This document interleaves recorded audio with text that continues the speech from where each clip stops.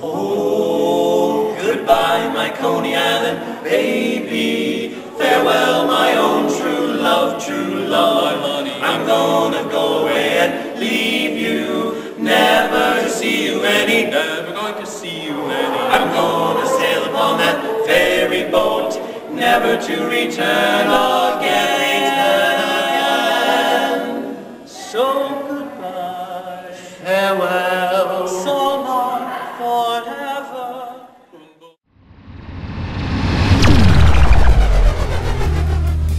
And now, live from England, bringing you news and analysis that you won't find on the corporate and government mainstream media. It's the WideShut Webcast.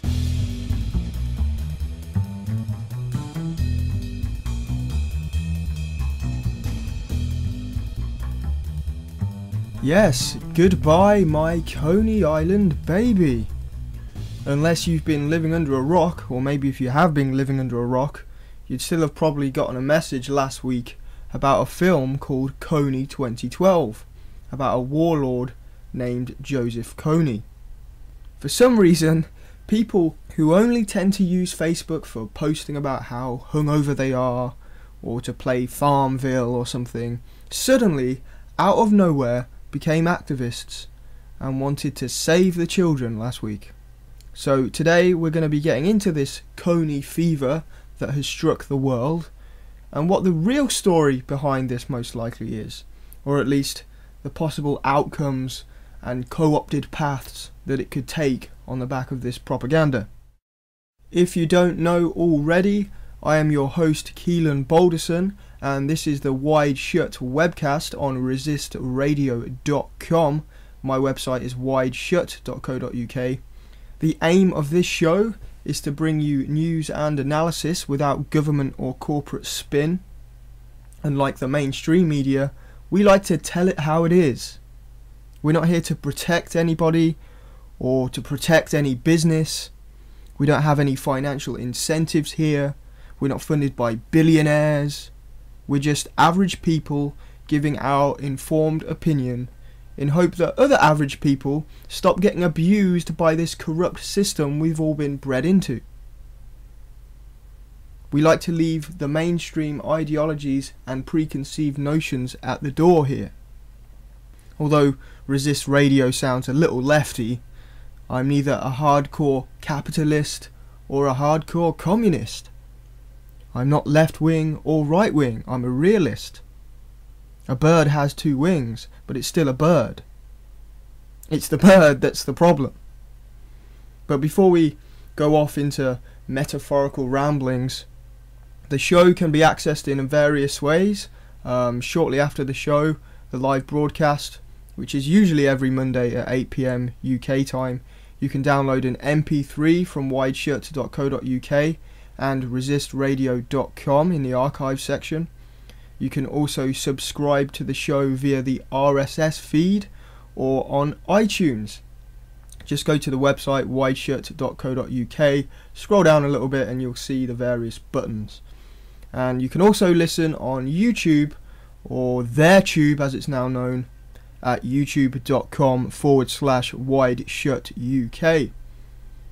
And you are free, of course, to share the show to whoever you want via any method you'd like. It's all free, do what you want, I don't really care.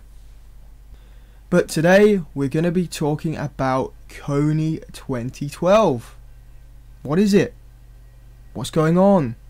Why are all these people spamming Facebook? What are the possible agendas behind it? And what do we need to avoid in getting wrapped up in things like this? And as I say, if you don't know what I'm on about, it's basically a documentary on YouTube. Well, you can call it a documentary, but it calls itself an experiment. Right at the start it says, this is an experiment. And it's an extremely manipulative experiment. It starts off by showing some emotional footage, making the statement, oh, all humans wish to belong. And of course, everybody who's depressed by our modern Facebook-induced society is sitting there going, oh yeah, I wish I belonged. Tell me how I can belong. And as the narrator says, in order for the experiment to work, you have to pay attention. And boy, did everybody pay attention. As of now, the video has about 76 million views. And they've now disabled the comments, so no viewers will be getting a dissenting opinion. So nice and controlled, like all experiments. And it definitely was and is an experiment. One Goebbels and Bernays would be extremely proud of. I've never seen anything like it before. Completely random people who have never expressed any interest in geopolitics, the problems in Africa. People that would normally tell me to shut up or just look at me blankly. Who have never even thought about any kind of protest or activism, all of a sudden were flooding Facebook with this Kony baloney. There's no doubt in my mind that this film was made by professionals. Professionals in public relations, in video editing, in internet marketing, social media, propaganda techniques. It was perfect. It was scary perfect. And I feel there's going to be a lot more of this full spectrum internet propaganda on the horizon. They've found a new method, a new way to tap the public. And there's going to be more of this. And it's sad that so many well-meaning people will just jump on the bandwagon without giving it any second thought. Probably because it makes them feel like they're doing something. They know there's problems in the world. They glance at the news every so often. They see the meme of protest that has grown up over the last few years. They feel like they should probably be doing something like everybody else. I mean, life's boring. So now a slick video pops up telling them they can help and join in and save the world. They all snap into it like they're under some kind of mind control. The whistle has been blown and now everybody is Kony crazy. But unfortunately, nothing is going to get that much attention, in my opinion, without there being an agenda behind it. But most of the public never dig deep into the information they're presented with. They believe what they're told, unless they're told otherwise by someone else equally as impressive. And they have a very superficial view of the world. So, long story short, the film is about this activist filmmaker bloke who's part of this charity, who met a young boy in Uganda called Jacob, who fears for his life from a rebel warlord called Joseph Kony, who trains child soldiers. And he says we must all join the Kony campaign to put an end to this rebel army and to arrest Joseph Kony. But that's about the depth of it. He doesn't go into any real history, there's no real context, they don't go through any real facts and figures, they don't talk to barely any experts for any kind of analysis. Just 30 minutes of pulling at the heartstrings. Well, we all want to help child victims of warlords. It's very sad. But if it was that easy, the whole world's problems would be solved at the click of a finger. In their case, their click of the finger is buying their activism pack. There's no free PDF downloads, no make your own. You have to buy their pack and donate every month. And you get to be part of Kony 2012 because you want to belong, like the film says, and you paid attention, like the film says. So you'll give your money. And it's just full of emotional propaganda. You know, souped up crying effects, blatant scripted phraseology from the filmmaker. He juxtaposes the whole story of the child soldier Jacob with his own young son to further pull at the heartstrings. And he almost uses his son as a mechanism to talk down to the viewer like they're a child. He literally sits his son down to explain who Kony is and supposedly what the conflict is about. And the gist of it is he's a bad guy, a stormtrooper from Star Wars, and that's about it. This superficial explanation without getting into any of the shades of grey. It literally is Kony bad, US good, tell everybody about it, let's go get him. It's not that simple though. Then they use all this cinematic footage sort of showing a mass activist campaign that hasn't happened yet, so it's obviously actors. There's some nice dubstep in there. They know what buttons to push to get the youth on board. It's extremely carefully crafted, and I don't like to see that. It makes me feel like they're being disingenuous, especially when they're telling you to buy things. It's all good jumping on a bandwagon because a little kid in a film tells us that we have to stop Kony, but what are the implications of that? Do we know where he is? How big is his supposed army? If he's got child soldiers, are we going to kill those child soldiers to get to him? Do Ugandans even want foreign involvement? Is he even in Uganda anymore? What about the exploitation that comes with foreign involvement? The stealing of rare earth minerals, oil reserves, the very colonialism that has kept Africa in a state of conflict the whole time. No, the little kid said he's a bad guy, so we must stop him. Of course, there are now a whole group of celebrities out in full force promoting this film and this campaign, like they have any knowledge of what's going on. They're corporate brands, often with PR run Twitters, and they're telling people what to do, encouraging people to blindly follow this film. I don't look to celebrities as experts on geopolitics, I'm afraid, but they're there telling everyone to hashtag make Kony famous. How about we hashtag make you unfamous so you can't influence people? Of course, there's the low-level celebrities that jump on anything that's popular because their business is popularity, like Bieber or I'm famous for sucking penis Kardashian. But then there's the celebrities that are part of the establishment that have pledged their allegiance to the New World Order agenda, whether consciously or because they're just complete useful idiot morons.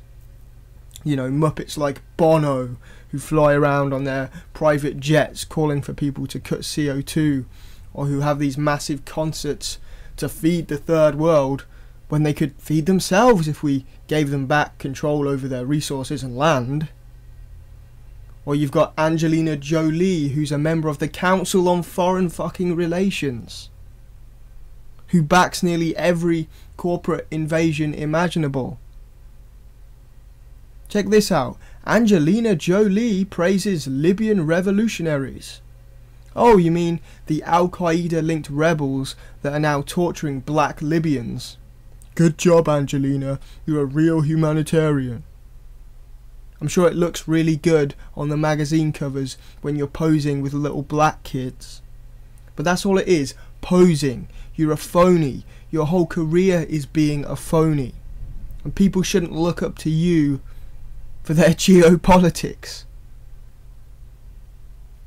These are the people pushing Kony or Phony 2012. Celebrity talking heads for globalist institutions, groups that openly want world domination. They don't want to help Africa. They want to recolonize Africa under the crony corporate system.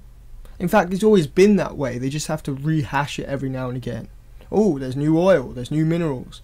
Let's go over here. It's Western intervention instead of self-determination. It's not growing their own food. It's they can't afford it anymore. Let's give them Monsanto's GMO corporate food. Even the Kony poster is full of emotive propaganda. It has an image of Hitler, Bin Laden, and then Kony. But I guess we shouldn't talk about how Hitler had his money laundered through Prescott Bush's Union Banking Corporation, whose son would go on and call for a new world order, or how he had business ties to the Rockefellers' Standard Oil, the son David Rockefeller, who obviously went on to call for a new world order, and to chair groups like the CFR, who Angelina Jolie is a part of, that pushes for all these humanitarian interventions everywhere as the guys to take over countries. We shouldn't talk about how the Bin Ladens also had business deals with the Bushes, and that Osama was CIA, and how his group Al-Qaeda has constantly been used as a proxy army to invade sovereign countries for the West, or for the Western dictators, the corporate elite. Countries like Libya, like now in Syria, in the Balkans. We used Al-Qaeda in the Balkans, which Angelina Jolie is now doing a film on. But no doubt she'll ignore our arming and drug running with the extremist KLA, and how we bombed the hell out of everyone using NATO with those peace bombs. The hypocrisy never ends. The West has never helped. What makes you think they're going to help Africa now? Stop pretending like we're the good guys and that we have some kind of moral high ground to help. We never help. We cause the problems, and I'm sick of it. It goes against all logic. Just look at the track record. The definition of insanity is doing the same thing over and over again and expecting different results. Well, every time we send in peacekeeping forces or armies to save people or to neutralize one guy or bureaucrats to help out, it always ends in bloodshed, and it always ends in stealing their resources, and we end up in a worse situation than was there to begin with. It's imperialism. It's colonialism. You want to help Africa? Leave it alone. Leave their resources alone. Stop propping up dictators. Stop using charities for corporate gain or to divide and conquer or for covert ops. Stop it. Going to take a quick break, folks, and then we'll come back and take a closer look at this charity, Invisible Children, behind this Kony film. It produced the film, so obviously the logical thing to do would be to look at who they really are and their finances and things like that. So we'll do that in a few minutes. Don't go anywhere.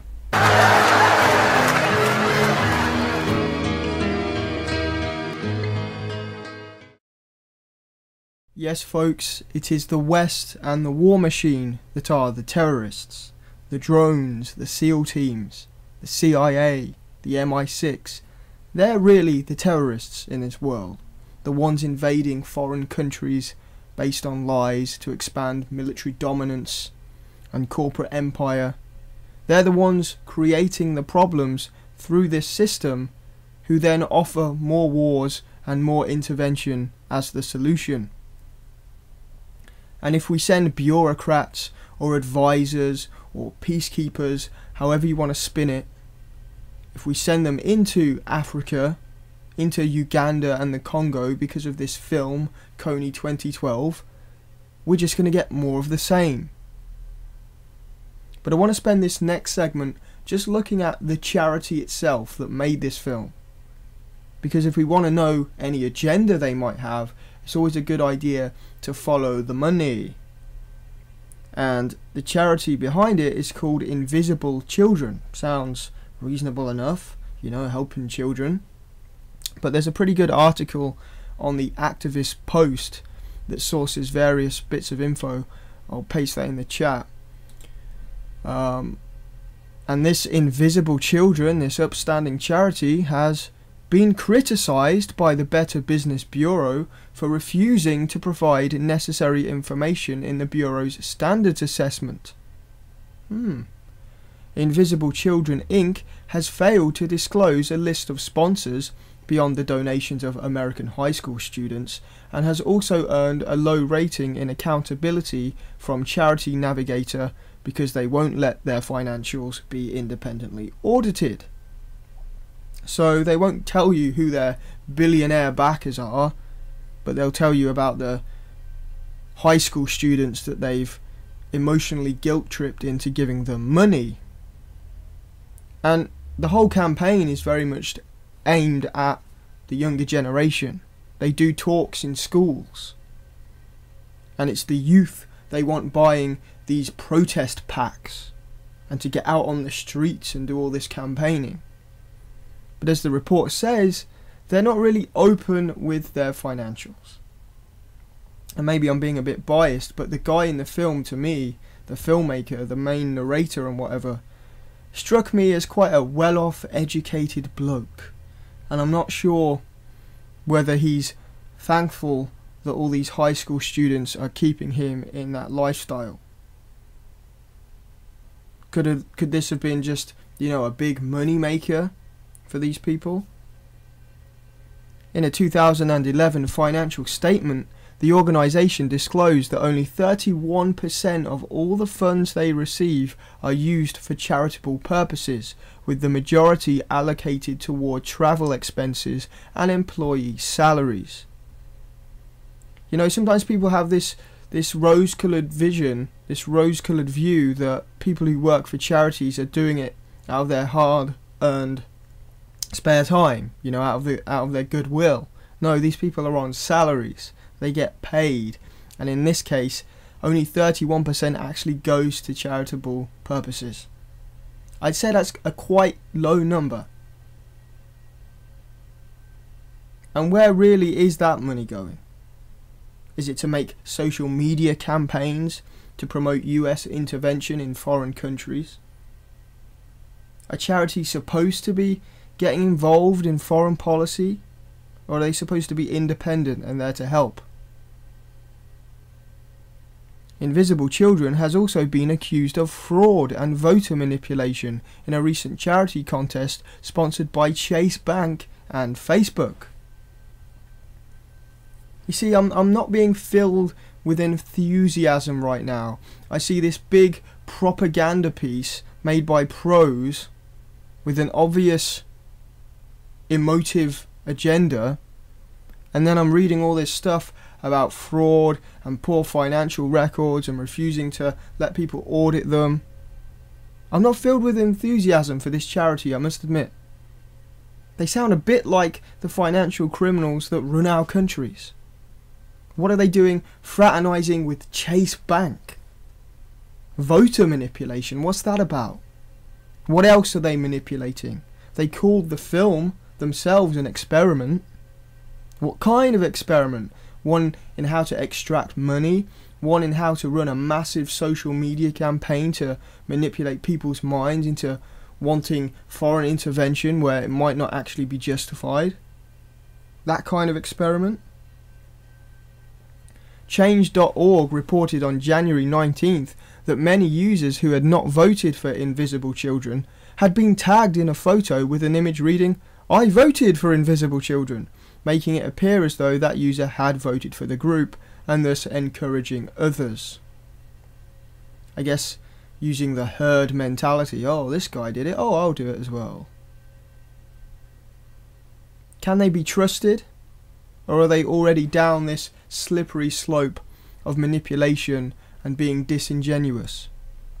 They may think that their cause is right, but when you start cutting corners, manipulating, vote campaigns and these Facebook things, when they start funneling less and less money into the charity and more into salaries, not opening up their books to the recognised standards, that moral high ground of, oh, we're a charity, it starts to disappear.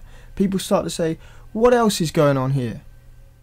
But before we get into what else they might be doing, I'm going to go to a quick clip from, well, I'll paste the YouTube channel in because I can't pronounce it. But this guy breaks down the financials quite well and also some of the outdatedness of the whole campaign. So check this out and I'll be back in a few minutes to get into some other details.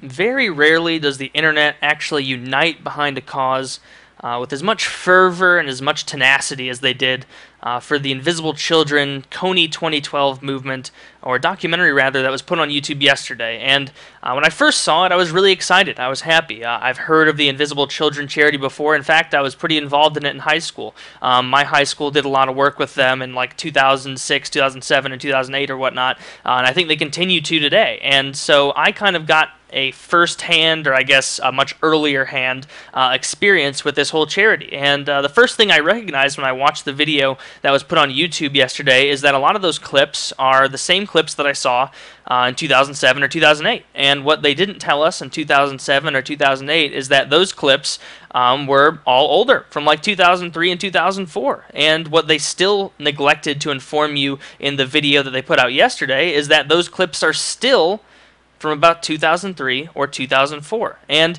you know, to some people that might not make a lot of sense. You're probably wondering, Taylor, why do you care? I mean, it's only a small window of time that they're misrepresenting. I mean, sure, every video kind of has to pick the worst of the worst to make sure that people donate. But I have a problem with this. You see, I have a problem not with what these people are trying to do as far as their mission. I have a problem, rather, with the means by which they're conveying it. And I have to take a second here to establish this because I know otherwise people are going to get very confused about it. So there is a distinct difference between being against the cause of someone and being against the means by which they achieve the cause. For example, I am in favor of feeding the poor. I'm in favor of it, you know? But if someone comes up to me and says that, hey, we need to feed the poor, and the way we're going to do this is by providing lobster and, you know, super fancy wines and shit to the homeless, that's what we're going to do. We're going to provide them with that kind of food.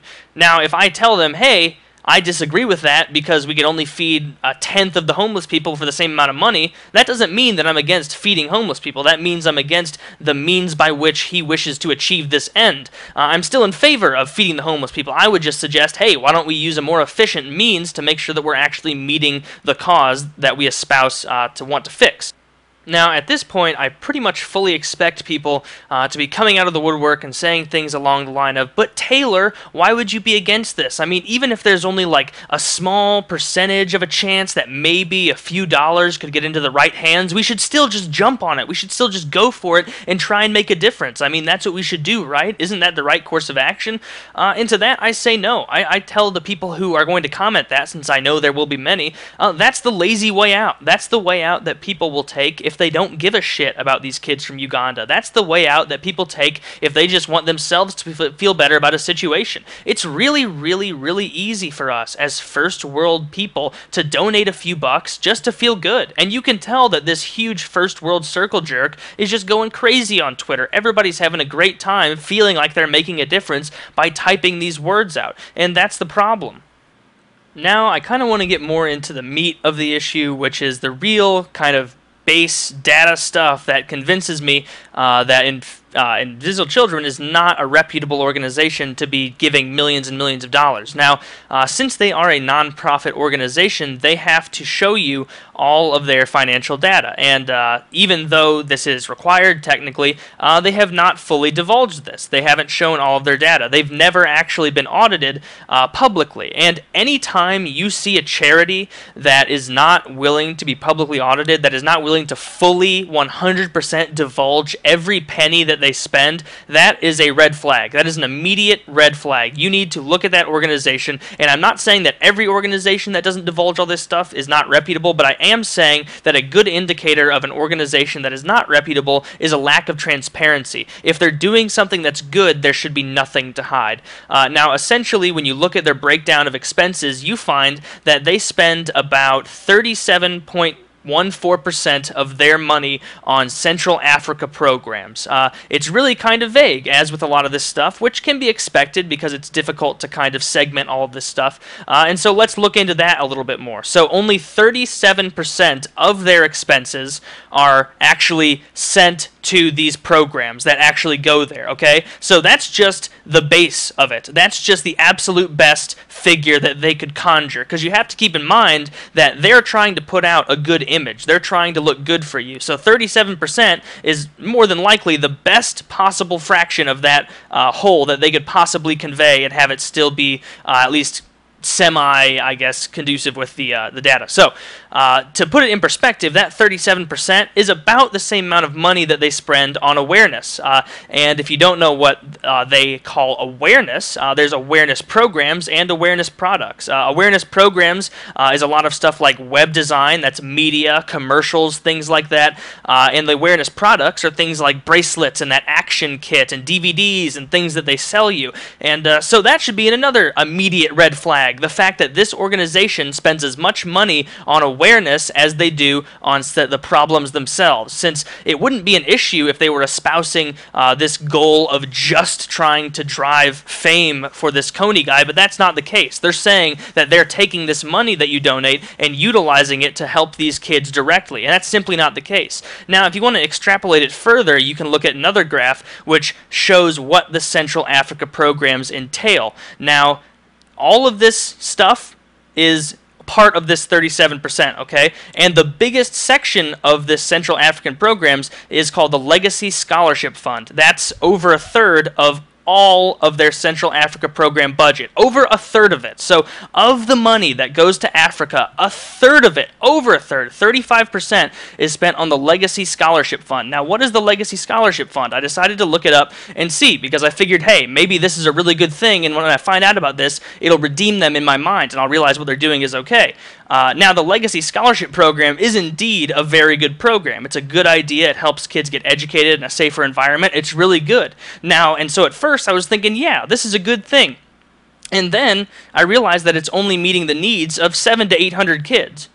Now, are you meaning to tell me that a third of their budget that is spent on these African programs is utilized in this one program that helps 700 to 800 kids? Now, keep in mind, I'm not saying this isn't worth it. I'm not saying that we're not helping these kids get educated, but I am saying that it is remarkably and just flagrantly misleading to say that they're using this money for all these things, and then when you look at their financial data, you realize that that's simply not the case. That's not how this is working. And it was really shocking to me, because when I looked at it, I really, really wanted it to be good data. I really wanted it to, because I like this idea. I think it's good, and it breaks my heart that they're not being responsible with their money, and that's really shitty.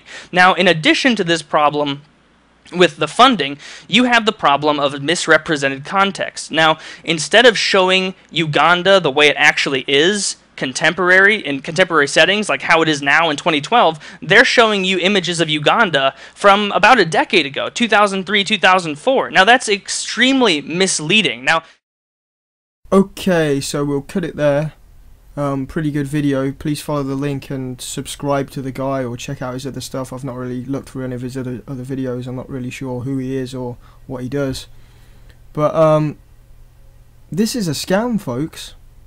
Outdated information, a very dubious, emotive video, an unwillingness to be honest about their finances, and the finances that they are honest about ends up not actually going to much charitable causes anyway.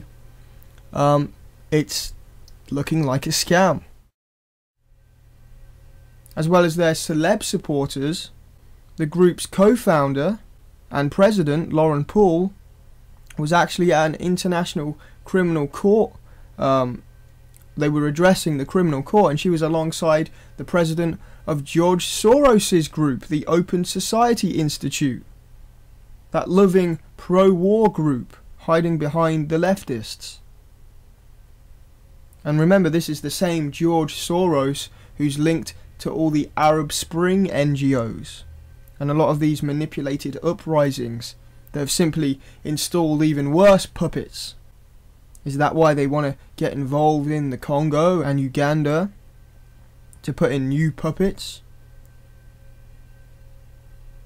Invisible Children has partnered with two other organisations, Resolve and Digiterra, or Digitaria, to create the LRA Crisis Tracker, a digital crisis mapping platform that broadcasts attacks allegedly committed by the LRA, this Lord's Resistance Army that is led by Kony. On its list of corporate sponsors, Resolve lists Human Rights Watch and the International Rescue Committee. Digitaria's website boasts commercial clients such as CBS, Fox, MTV, ESPN, Adidas, the NFL, Qualcomm, NBC, National Geographic, Hasbro and Warner Brothers. Yet they claim to be some kind of grassroots movement. No, this looks like to me a corporate top-down movement with a slick video made by professionals deliberately to manipulate people. How can you trust a charity with ties to all these mainstream media outlets? You know, the same outlets that lied about Afghanistan and Iraq and Libya and currently Syria, and are lying about Iran's nuclear weapons program. Are they lying about Kony too? And then we really get into the meat and potatoes of it all. Because it's one thing to naively call for intervention to get a bad guy. It's misguided, but at least you can see where somebody's coming from. Nobody wants this Lord's Resistance Army training children to fight armed conflicts. That's not a nice thing. If I could get Kony tomorrow, I would get him. So you can understand why somebody might make a film against the guy and naively believe that the US and the UN has the right to go and take him out. But that being said, that would assume he's still actively doing what they claim. You know, if they're going to make this video and be all emotive, although naive, you'd still expect their facts and figures and everything to be correct. That this guy is running this army of thousands and children are still being snatched and whatnot. But as we've discussed, the information is all outdated. According to Invisible Children's own LRA crisis tracker, not a single case of LRA activity has been reported in Uganda since 2006. The website records 98 deaths in the past year, with the vast majority taking place in the northeastern Bangadi region of the Democratic Republic of the Congo, a tri-border expanse sharing territory with the Central African Republic and South Sudan. Since December 2009, the eastern Dima region of the CRA has seen occasional LRA activity. The western Tambura region of South Sudan has experienced even less.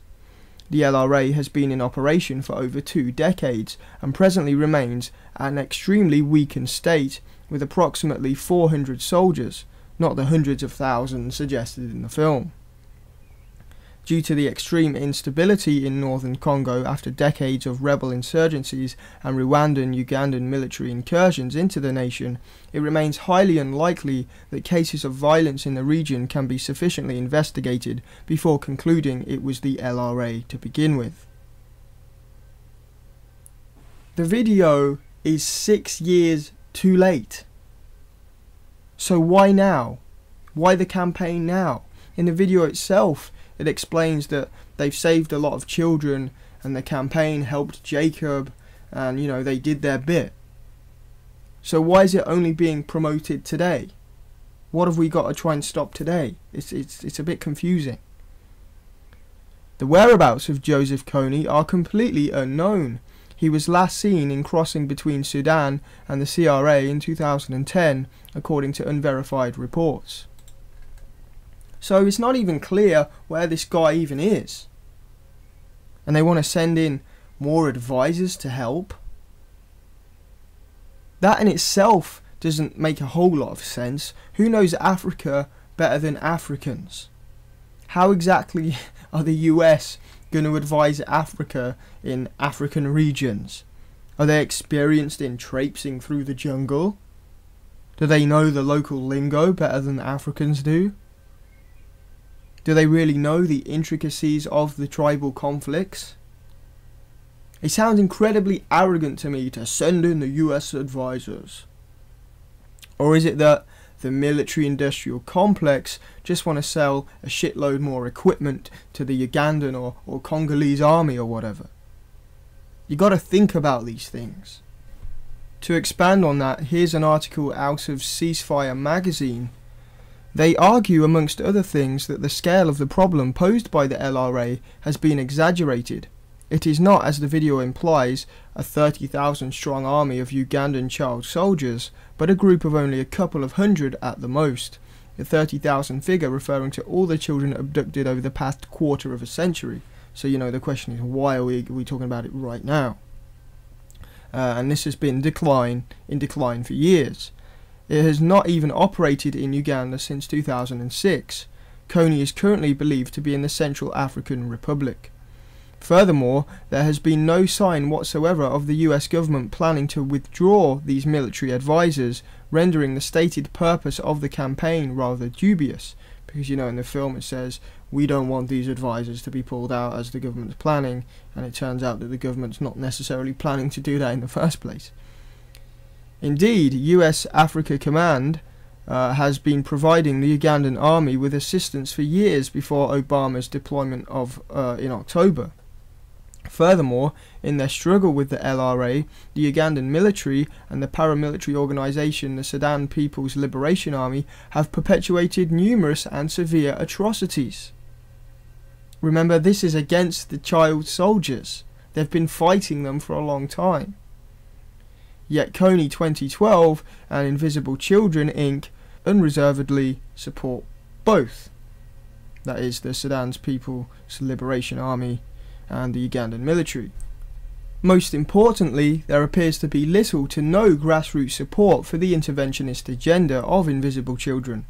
North Ugandan religious leaders are openly opposed to the US military engagement. Archbishop John Baptist Odama, chairman of the Episcopal Conference at Gulu, put it thus: "Our stand as religious leaders is that we do not want the aspect of pursuing Kony with military means, which will just make the conflict and suffering spill over into other places." So, the big picture emerging here to me is a propaganda campaign using outdated information from a charity with dubious finances, which is also tied to big corporations and imperialist figures like George Soros, and celebrities and big foundation supporters who are calling for intervention with the supposed US advisors, when locals in Uganda and the region aren't necessarily in support of that idea, and experts don't even know where Kony is to begin with. On the face of it, you'd probably like to tell the guys behind the film, guys, I think you need to rethink this. But it could be that this whole thing is possibly just a smokescreen for the same kind of imperialism I talked about at the beginning of the show. This could just be the pretext to get further involved in Africa. And like a lot of these Western interventions, after doing a little bit of digging, it seems oil is a major part of it. We go back to an article from November out of the South African Civil Society Information Centre that summed up the likely agenda is oil. Has Obama just kicked off another oil war, this time in Africa? On Friday, October 14th, President Barack Obama announced he would be sending 100 Joint Special Operations Command Forces to Uganda to, quote, remove from the battlefield, meaning capture or kill, the leader of the Lord's Resistance Army, Joseph Kony. Quote, I believe that deploying these US armed forces furthers US national security interests and foreign policy and will be a significant contribution towards counter-LRA efforts in Central Africa, wrote Obama in a letter to the US House Majority Leader. Okay, but I thought these were just advisors. Now they're Joint Special Operations Command. Sounds like troops to me. I don't know about you. And I made this point earlier, but if this Kony guy has kids under his control, does that mean eventually they'll be willing to kill kids to get him? Is that how it works? I think they probably would, but the agenda might not really be to actually get him. Kind of like how they never really got Bin Laden until this recent compound in Pakistan, which is controversial in itself. But you know, they were traipsing around the Tora Bora Mountains to find him when the war was already pre-planned before 9/11. But let's not go down that road. The mainstream media, at least those who have covered this new US military adventure, have taken the Obama administration at face value on its stated claim that the JSOC troops are necessary in Uganda and neighbouring countries for the purpose of murdering the elusive and brutal war criminal at large Joseph Kony. But is this the true motive for sending troops into the region? A probe into the last several years of geopolitical posturing in Africa by the United States reveals another tale. It is the tale of a 21st century scramble for Africa for the procurement of oil, using imperial tools such as drones, mercenaries and military bases in a desperate effort to gain control of this valuable commodity that's running out pretty quickly. In October 2008, AFRICOM, the United States Africa Command, began the US military's 6th Regional Unified Combatant Command Center, joining those already housed in South America, SOUTHCOM, North America, NORTHCOM, Europe, EUCOM, the Middle East, CENTCOM, and the Pacific, USPACOM. The Unified Combatant Command Centers serve as regional strategic hubs for the US military planners to plot and implement the ways in which the US will dominate these various regions for whatever it might deem to be in line with the national interests of national security purposes. That catch-all term, national security. It's supposed to be to protect the country, but they've actually used it as a guise to go all over the world to steal things, and they say it's national security. You know, the United States interests. Well, it's not really the US interest because none of the average people get a benefit from the profits. We just pay for the wars. The corporations get the money and the spoils. Even if you thought it was a good idea, you don't get any of it. In October 2008, I've read that bit. AFRICOM, though, did not come out of the blue and was years in the making before its realisation. Not long after 9/11, in early January 2002, a key symposium titled African Oil, a Priority for US National Security and African Development, of course it won't be Africans doing the development, it'll be Western corporations, took place in Washington, D.C. It was hosted by the neoconservative think tank, the Institute for Advanced Strategic and Political Studies. The old neoconservatives rearing their ugly heads again. The people that had a big long list of places to invade in 2001, and now they're all happening. IASPS is most famous for its authorship of a paper called A Clean Break, a New Strategy for Securing the Realm, a 1996 paper that, among other things, called for the overthrow of Saddam Hussein in Iraq, foreshadowing the 2003 invasion of Iraq by the neoconservative-led Bush administration foreign policy team. Of course, they had to concoct the lie of WMDs to get in Iraq. At the symposium, then Assistant Secretary of State for Africa, Walter Kansteiner III, stated, "African oil is a national strategic interest, and it's people like you who will bring the oil home." Bring the oil home, indeed. How about leave it in its original home, you fucking scumbags? Later, in May 2004, Kansteiner chaired a congressionally funded Africa Policy Advisory Panel report titled Rising US States in Africa, in which he stated, "African oil is of the national strategic interest to the US and will increase and become more important as we go forward." In the midst of these summits, the US set up crucial military bases, so practically invading sovereign countries and putting their bases there. They did this in spring 2003 at a base called Camp Lemonia, and in 2004 at the International Airport in Uganda. So this has a long history. All before this propaganda video came out saying we should get involved, they were already laying the groundwork. The US was now firmly implanted in the region to begin an African safari featuring most prominently tours of prospective and already existing oil rigs and pipelines spanning every contour of the continent. Not long after AFRICOM became a reality, multinational corporations also flocked into Uganda to search for oil. The search was a flaming success story, with 2.5 billion barrels of oil now having been discovered, but still to this date not yet procured.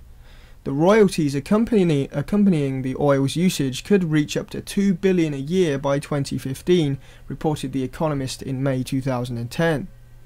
This oil is located off Lake Albert in northwest Uganda, a lake shared by both Uganda and the Democratic Republic of Congo. And of course, the reports are now conveniently that Kony is on the border and slipping into the Congo and slipping back out and slipping into other places. Multinational corporations are required to sign something known as a production sharing agreement with the Ugandan government in order to drill for Uganda's oil. In essence, a PSA is a contractual agreement between foreign an agreement between a foreign corporation benefiting from country's resources and the government of a country whose resources are being benefited from. In October 2006, according to a WikiLeaks cable, Tullow Oil, a British company, and Heritage Oil, a Canadian company, signed a PSA with the Ugandan government led by President Yoweri Museveni. This particular PSA, though, was not an ordinary one, and indeed could serve in part as an explanation for the logic of Obama's October 14th announcement, and possibly this documentary. For the first 3 years the PSA was signed, the details were kept secret from everyone but upper-level Tullow and Heritage executives and Museveni's inner circle. A February 2010 report written by Platform, a British non-profit organisation, titled "Contracts Curse: Uganda's Oil Agreements Place Profits Before People," like they always do. The PSA Platform explained it contains no clauses covering security provisions. There is no public agreement setting out the relationship between the oil companies and the military or police forces. Thus, it is unclear what promises and guarantees the Ugandan government has made to ensure security and what rights the oil companies have been awarded. This raised numerous vital questions for Platform, including: do oil company security or private military contractors have the right or authority to arrest, injure or kill those they perceive as a threat? Well, obviously no, they don't, because people have sovereign rights, but of course that all goes out the window when there's profits. And is the Ugandan government incentivized to prioritize security interests over the human rights of local populations? I think that's a given. That same report also included revelations by Platform that the Ugandan government had constructed a new military base on 10 square miles near Lake Albert, where the oil was located. The report also disclosed that Museveni had created something called an Oil Wells Protection Unit, which amounted to his own security forces or mercenaries guarding oil rigs. But none of this information about oil in the Kony film and the crimes by Museveni, which is far more than Kony himself, but they just ignore it. Concerned about the OWPU, Platform wrote, apparently its mandate is to provide physical security for the oil and gas industry and conduct strategic intelligence activities in all areas where oil will be processed and marketed. However, the OWPU has no website and no clearly known structure of chain of command. In this context, the OWPU could easily be misused to repress opposition to oil, extraction activities, further political gains, etc., etc. It's a private mercenary group to protect the corporations. Enter Heritage Oil and ties to private mercenary armies. Possibly the most crucial fact about the undisclosed clauses concerning security provisions in the PSA was this vital detail. The Canadian oil company Heritage, which is owned by Tony Buckingham, who many credit for being the first innovator behind the modern-day private military corporation PMC, think Blackwater USA, now known as XE Services, was formerly the main stakeholder in the Albertine Basin. In 2010, Heritage sold its stake in the project to the British company Tullow Oil for $1.5 billion. Though Heritage is no longer exploring oil in the hopes of drilling for it in Uganda, Buckingham's background and business connections are still crucial to grasp. Buckingham is a former officer of the British Special Air Service, SAS, a parallel to the US JSOC forces sent to Uganda by Obama. According to a 1997 story, in 1992 Buckingham became the founder and CEO of Heritage Oil. A year later, in 1993, Buckingham founded a PMC called Executive Outcomes. EO officially closed shop in 1998, but during its time of existence it consistently followed in the footsteps of the locations that Buckingham took heritage oil rigs. So he's got a private mercenary firm that follows him around for his oil deals. And Buckingham's close ties to mercenary armies did not terminate with EO's fall. Instead, he formed a special relationship with a key figure, the half-brother of Ugandan President Yoweri Museveni, Salim Sailor. The special relationship between Sailor and Buckingham also goes a long way toward explaining the Obama decision to invade Uganda. Sailor, Eric Prince, and guns for hire in the Horn of Africa. Upon the eclipse of EO in 1998, rather than decay into oblivion, it instead morphed into a multi-tentacled machine of various PMC split-offs, the most crucial of which, at least for the Uganda people is concerned, is Saracen International. Salim Salah owns a 25% stake in Saracen. Saracen International was formed with the remnants of Executive Outcomes, a private mercenary firm composed largely of former South African Special Operations troops who worked throughout Africa in the 1990s, explained the New York Times. So you're kind of getting the picture here. Private security firms, the legislation or lack of legislation in place that allows them to protect the private oil companies who want to get the oil from Uganda, and this president dude, Museveni, is all in on the action himself. His half-brother is involved, and we're told we've got to worry about Kony. And please, obviously, read these things for yourself. Don't just take my word for it. It's not gonna sink in unless you read it yourself.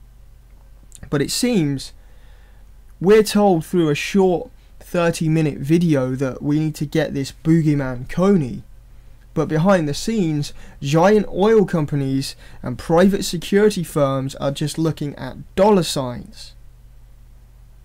And that's really the problem with the interventionist model. This idea that we can be the world's policeman even though we're morally bankrupt and financially bankrupt. Let's not forget that. We can't afford any interventions anywhere. Now, whether some of these Kony 2012 charity people from Invisible Children are well-meaning, I'm sure lots of people who work for them just want to help. But their naivety or deliberate, manipulation and disinfo is just going to be piggybacked by the globalist agenda and the corporations. It's not going to help by having a reactionary response just because you watch the film and this little kid, is telling you to get Kony. That's not going to help the world's problems. It's not going to help Africa. It's not going to help the people of Uganda and the Congo who are being destroyed by these private companies and a deeply corrupt president who's not even mentioned in the goddamn film. And it's that hypocrisy that we also need to look into. While the film about Kony obviously focuses on Kony and his crimes, they completely ignore the crimes of Museveni. Why does he get a free pass? His invasion of the Congo killed 5.4 million people. The Lord's Resistance Army was originally set up to combat his corrupt government. On another day, we may have been supporting them, calling them freedom fighters and rebels, but today the money's on this side of the coin. We only go where there's profits to be made. So all I've got to say is, if you want to buy your posters and your bracelets and you want to spam Facebook talking about how you're going to save the children, don't do it lightly, because you could end up with blood on your hands. If all you watched is this film about Kony, then you're making a grave mistake. You think you're in a position to understand the intricacies of the problems in Africa because you watched a 30-minute video. You're being arrogant. I personally am not arrogant enough to think that I can call for an invasion of Africa. I've still got a lot of reading to do about Africa. I probably will never be finished. How much reading have you done? history tells me that the more we interfere in places, the more problems are caused, and the more we interfere again in the future to try and correct those problems, or to use those problems as a disguise for further control and further expansion of the fucking empire. That's all I got to say tonight, folks. I've still got a lot of research into this to do myself. Keep sending the links over. I will be doing an article on this, piecing everything together, getting all the sources, going through all the information. But from me, catch you next week.